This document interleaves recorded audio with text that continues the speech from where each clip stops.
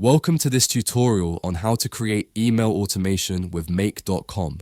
Whether you're managing bulk emails, automating follow-ups, or integrating your email service with other apps, this guide will walk you through the entire process step by step.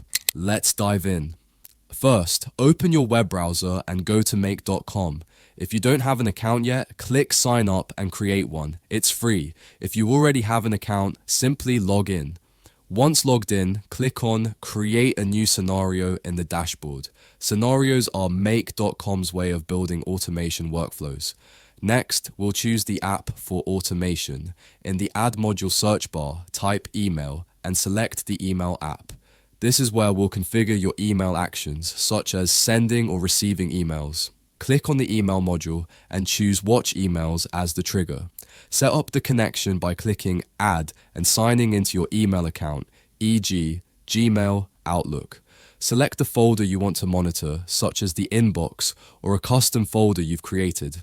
Next, apply filters to monitor specific types of emails. Set the criteria Only read emails. Choose a filter type such as subject, sender, or body. By selecting a folder and adding filters, you ensure the automation only processes relevant emails, saving you time and effort.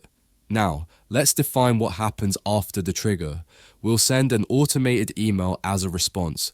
Click the plus icon plus to add another module. From the email module, select Send an email as the action.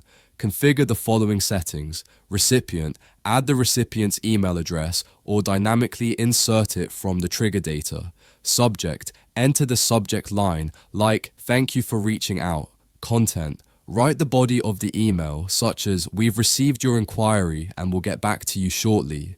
You can also include dynamic fields like the sender's name or message content for personalization.